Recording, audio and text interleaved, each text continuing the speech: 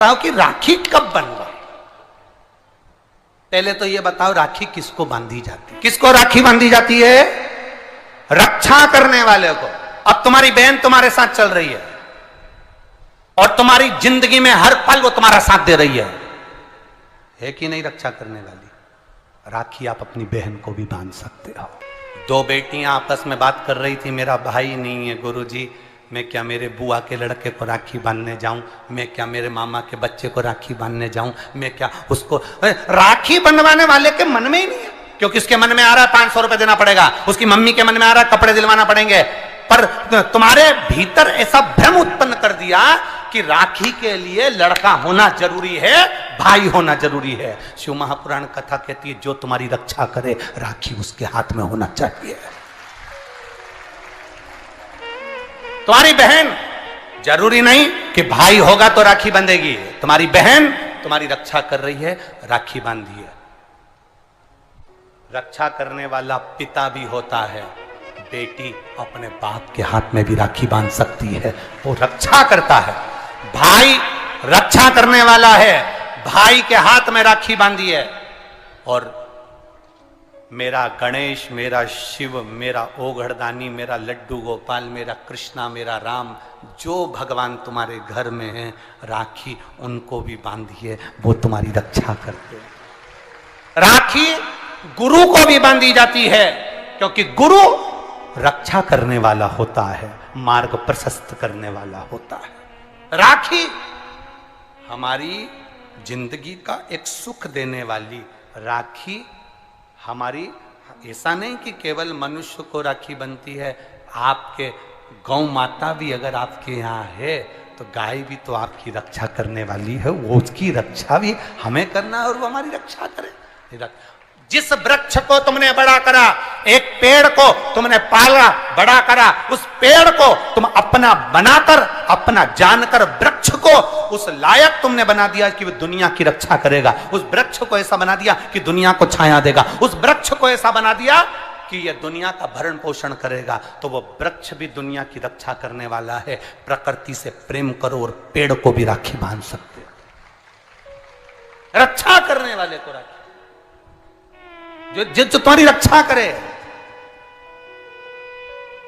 एक मां अपनी बेटी की, अपने बच्चों की रक्षा करती है। ये जरूरी नहीं कि तुम हमारा भाई नहीं है, अब हम किसको राखी बांधे, हम किसको भाई बनाएं, हम किसको भाई बनाएं, हम किसको भाई बनाएं। जी ये भाई बनाने के चक्कर में धोखे में मत आ जाना, कहीं एड़े गेड़े नट्ठू खेड़े के राखी मत बांधिया ना। नहीं तो मालूम पड़े वो एक राखी तो बनवाएगा और मालूम पड़े पूरी जिंदगी तेरी बर्बाद कर दे। इसलिए जो घर में है, बहन है, कुटुंब है, परिवार है, उसमें राखी बांधी।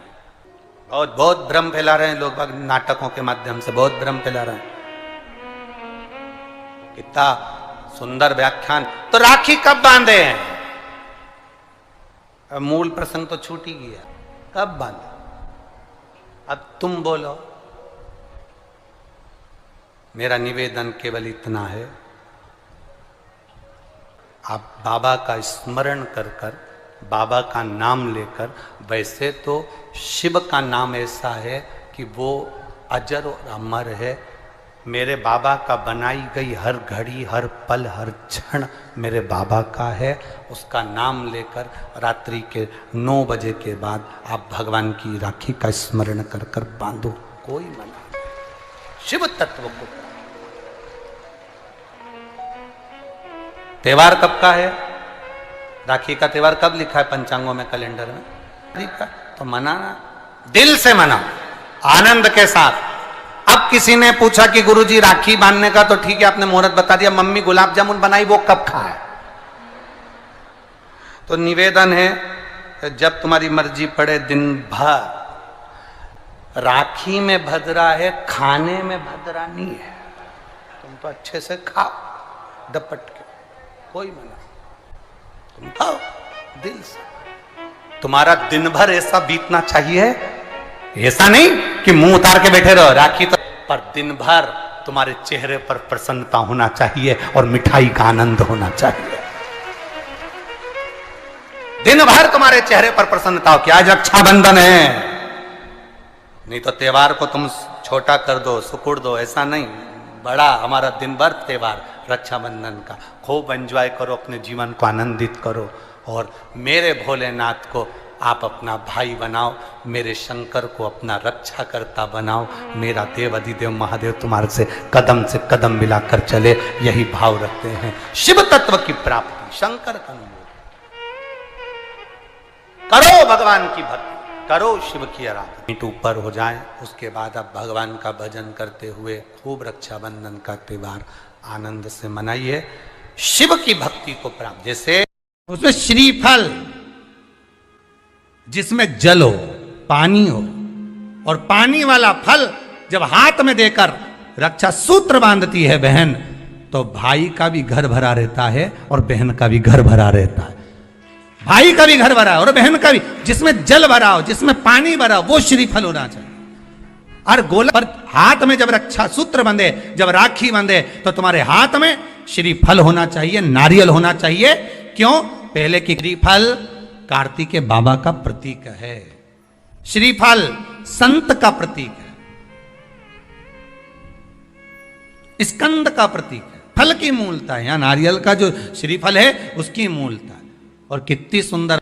तो दो चीज में से जब श्रीफल भाई भेंट रख कर देता है अपनी बहन को, तो बहन श्रीफल वहीं भाई के घर छोड़ देती है, भेंट का कुछ भाग लेकर चल देती है। ये बहन का प्रभाव। रक्षा सूत्र को लोगों ने बिगाड़ दिया आज के जमाने में, तो रक्षाबंधन का भी महत्व लोग नहीं जानते कि कैसे रक्षा सूत्र बनना चाहिए, कैसे रक्षाबंधन होना चाहिए। उसका भी विशेष महत्व होता है भाई, उसकी भी मूलता होती है। और एक बात कहूंगा आज रक्षाबंधन पर, आपको अच्छी लगे तो आप स्वीकार करना, ना लगे तो आप छोड़ देना। वैसे भी सीहोर वाला महाराज ताड़ी तड़ी बोले ही बोले है, उसमें क्या दिक्कत? तो बोलने में तो कोई पीछे हटूंगा नहीं।